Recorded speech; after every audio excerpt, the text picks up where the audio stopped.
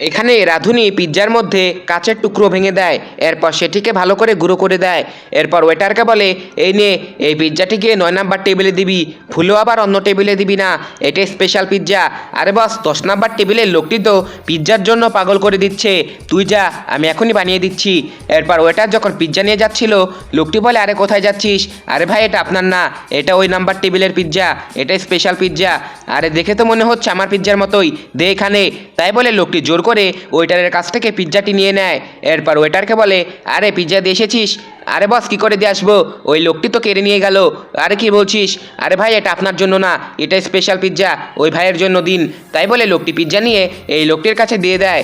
এরপর যখনই লোকটি পিৎজা খায়, তার মুখ কেটে যায়। এরপর সে তার মালিককে ডাকে। এরপর মালিক বলে, কি হয়েছে ভাই?